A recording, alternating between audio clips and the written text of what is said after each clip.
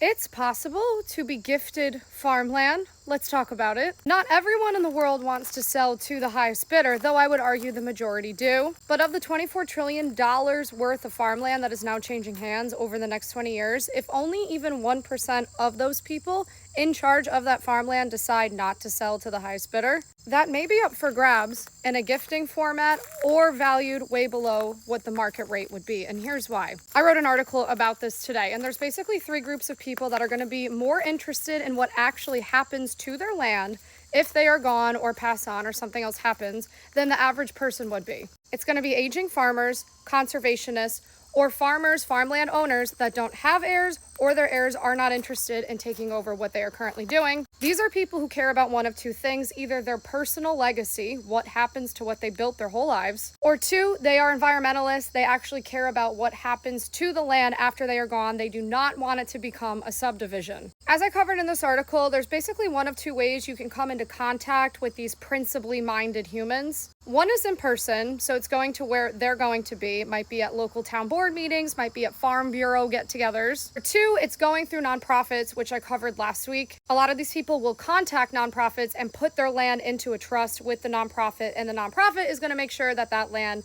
goes and does exactly what they want it to do. Some of these people might also agree to installment payments where they allow you to pay back the land at only $500 a month for the next 5 or 10 years, because again, it matters more what happens to their land to them than making a profit. I'm not claiming this is the majority of people. I would like to think this would be me one day. I would love to think this will be me at 75 or 80 years old. I would much rather know that the right thing happens to the land behind me as opposed to going to my grave with an extra 300K. Anyway, the article is now live on my Substack if you guys want to go check it out, but I would much rather everyday people buy this farmland as opposed to corporations, Wall Street investors, and of course, solar farms.